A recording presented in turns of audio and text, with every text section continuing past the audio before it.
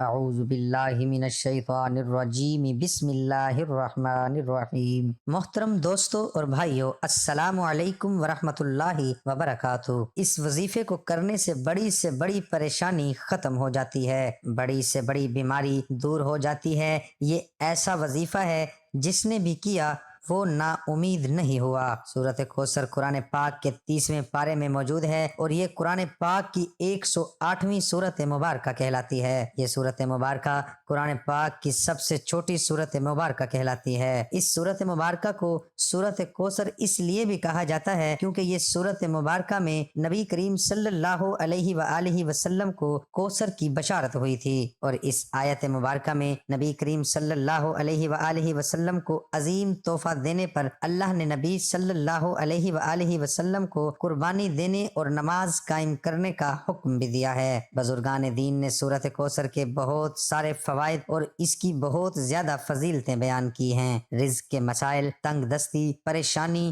بیماری، قرض کی تنگی سے نجات اور سب چیزوں سے نکلنے کے لیے سورۃ کوثر بہت زیادہ مفید جانی جاتی ہے۔ پیارے بھائیوں اور بہنوں، آج کی اس ویڈیو میں ہم آپ کی خدمت میں سورۃ کوثر کا ایک بڑا ہی خاص، مجرب، عظیم، آزمودہ اور پاورفل وظیفہ لے کر حاضر ہوئے ہیں۔ میں یہ سمجھتا ہوں کہ یہ سورہ کوثر کا وظیفہ بہت ہی زیادہ خاص ہے۔ اس وظیفے کو آپ کسی بھی حاجت کے لیے کر سکتے ہیں، اور آج تک جتنے بھی بہن بھائیوں نے اس عمل کو کیا، اس وظیفے کو کیا، ان کی بڑی سے بڑی سخت سے سخت حاجت بھی اللہ تبارک و تعالی نے اپنے کرم و فضل سے پوری فرمائی۔ پیارے بھائیوں اور بہنوں، آج کا وظیفہ جو کہ سورۃ کوثر کا وظیفہ ہے، آپ نے کیسے کرنا ہے اور اس وظیفے کو آپ نے کس وقت کرنا ہے، یہ سب جاننے کے لیے آپ سے گزارش ہے کہ آج کی اس ویڈیو کو آخر تک دیکھیں۔ پیارے بھائیوں اور بہنوں، ہماری اول دن سے یہی کوشش رہی ہے کہ ہمارے چاہنے والے، ہمارے سننے والے 5 وقت کے نمازی بن جائیں، اور اس کے ساتھ اگر ان کی زندگی میں کوئی بھی مسائل ہیں، پریشانیاں ہیں، رزق کی تنگی ہیں، تو وہ ہمارے ان وظائف کی مدد سے ان پریشانیوں سے نکل جائیں۔ اور اس کے ساتھ ہم آپ کو 5 وقت نماز پڑھنے کی تلقین بھی کرتے ہیں، کیونکہ کوئی بھی وظیفہ، کوئی بھی عمل اس وقت تک پورا نہیں ہو سکتا جب تک آپ 5 وقت کی نماز پابندی سے ادا نہ کریں۔ اسے آپ سچے دل کے ساتھ کریں، پھر دیکھیں انشاءاللہ اللہ تبارک و تعالی آپ کی ضرور سنے گا۔ پیارے ناظرین، اللہ تبارک و تعالی کو اپنے بندوں سے بہت زیادہ پیار ہے، اس لیے اللہ تبارک و تعالی قرآن پاک میں ارشاد فرماتا ہے کہ جب میرے بندے میرے بارے میں پوچھیں تو ان سے کہہ دیجئے کہ میں ان کے بہت زیادہ قریب ہوں۔ اس کے ساتھ ارشاد فرمایا کہ تم مجھ سے دعائیں مانگو، میں تمہاری دعائیں قبول کرنے والا ہوں۔ لیکن بہت افسوس سے کہنا پڑ رہا ہے کہ آج کے اس معاشرے میں ہمیں اللہ سے مانگنے کا وقت نہیں ہے۔ آج کل ہر بندہ یہی کہتا ہے کہ اس کے پاس وقت نہیں ہے، لیکن وہ پھر بھی پریشان حال رہتا ہے۔ پیارے بھائیوں اور بہنوں، اگر ہمیں اس دنیا میں رہنا ہے تو ہمیں زندگی گزارنے کے لیے کچھ نہ کچھ کرنا پڑتا ہے، لیکن اس کا مطلب یہ نہیں کہ ہم اللہ اور اس کے پیارے نبی حضرت محمد مصطفیٰ صلی اللہ علیہ وآلہ وسلم کو مکمل طور پر بھلا دیں۔ اور ہمارا دین اسلام اتنا پیارا مذہب ہے کہ یہ کبھی ایسا درس نہیں دیتا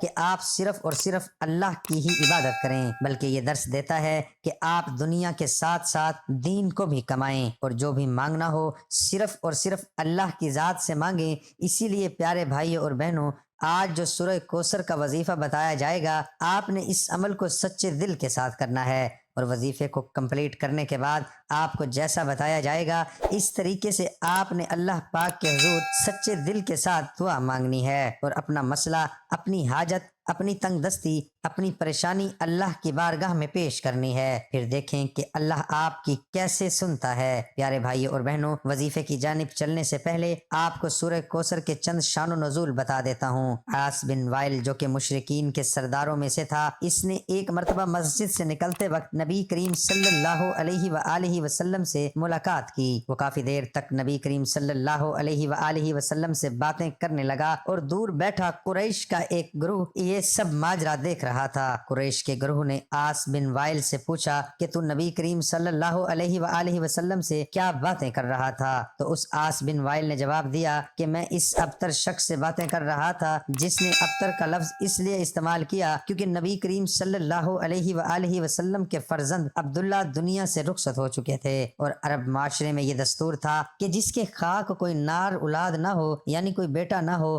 تو ایسے شخص کو ابتر کہا جاتا ہے۔ لہٰذا قریش میں جو بھی نبی کریم صلی اللہ علیہ وآلہ وسلم کے دشمن تھے، عبداللہ کی وفات کے بعد انہوں نے نبی کریم صلی اللہ علیہ وآلہ وسلم کو ابتر کا لقب دینا شروع کر دیا۔ ایسے موقع پر اللہ تبارک و تعالیٰ کی رحمت جوش میں آئی اور اللہ پاک نے نبی کریم صلی اللہ علیہ وآلہ وسلم کو سورہ کوثر کا تحفہ دیا، جس میں انہیں جنت میں کوثر کی بشارت ہوئی۔ پیارے بھائیوں اور بہنوں، ایک روایت میں آتا ہے کہ صحابہ اکرام بیان فرماتے ہیں کہ ایک روز نبی کریم صلی اللہ علیہ وآلہ وسلم ہمارے درمیان بیٹھے تھے۔ اچانک نبی کریم صلی اللہ علیہ وآلہ وسلم پر ایک نیند اور بے ہوشی کی کیفیت طاری ہو گئی۔ تھوڑی دیر بعد نبی کریم صلی اللہ علیہ وآلہ وسلم نے اپنا سر مبارک اوپر اٹھایا اور مسکرانے لگے۔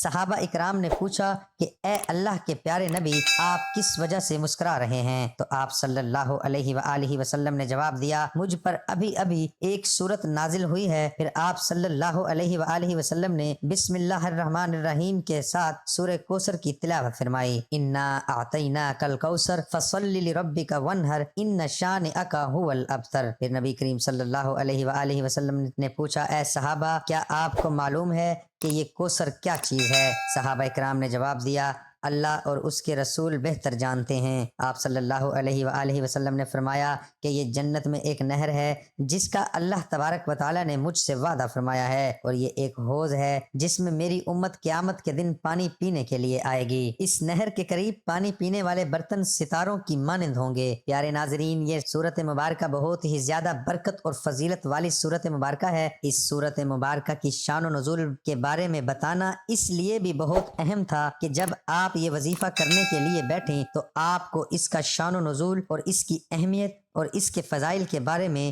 بخوبی آگاہ ہوں۔ پیارے ناظرین، اپنے عمل کی جانب چلتے ہیں کہ آپ نے سورہ کوثر کا وظیفہ کیسے کرنا ہے۔ یاد رہے کہ رات کو سونے سے پہلے یا عشاء کی نماز ادا کرنے کے بعد اس عمل کو کر لینا ہے۔ یاد رہے کہ سب سے پہلے آپ نے 2 رکعت نماز صلاۃ الحاجات ادا کرنی ہے۔ ان 2 رکعتوں میں آپ نے سورہ فاتحہ کے بعد 11 مرتبہ سورہ کوثر اور 11 مرتبہ سورہ اخلاص پڑھنی ہے۔ اس نماز کو مکمل کرنے کے بعد آپ اپنی جگہ پر بیٹھے رہیں، یعنی جائے نماز پر بیٹھے بیٹھے 129 مرتبہ آپ نے سورہ کوثر کی تلاوت کرنی ہے۔ بسم اللہ الرحمن الرحیم 129 مرتبہ سورہ کوثر پڑھنے کے بعد آپ نے اپنی آنکھیں بند کر لینی ہیں۔ آنکھیں بند کر کے آپ نے اللہ تبارک و تعالیٰ کی کچھ دیر تک حمد و ثنا بیان کرنی ہے، اللہ تبارک و تعالیٰ کی بڑائی بیان کرنی ہے، اور یہ اپنے آپ کو باور کروانا ہے کہ اللہ کی ذات کتنی زیادہ عظیم ہے۔ اس کی بارگاہ میں ندامت کے چند آنسو بھی لازمی بہانے ہیں۔ اگر آپ کو رونا نہیں آ رہا تو کم از کم رونے والا منہ لازمی بنائیں، لیکن آپ جو بھی عمل کریں وہ سچے دل کے ساتھ کریں۔ آپ کی پوری کوشش ہونی چاہیے کہ اللہ آپ سے راضی ہو جائے۔ پیارے ناظرین، یقین جانیے کہ جب اللہ کی ذات بندے سے راضی ہو جاتی ہے تو پھر دنیا کی کوئی بھی طاقت اس بندے کا کچھ نہیں بگاڑ سکتی۔ لہٰذا ہمیشہ اللہ سے مانگنے کا اپنا یقین بنا لیں۔ اللہ تبارک و تعالیٰ آپ کو کبھی محتاج نہیں کرے گا۔ انشاءاللہ اس عمل کی برکت سے آپ کی جو بھی جائز حاجت ہوگی وہ اللہ تبارک و تعالیٰ اپنے کرم و فضل سے پورا فرما دے گا۔ دعا ہے اللہ پاک میرا سنانا قبول اور منظور فرمائے، آمین۔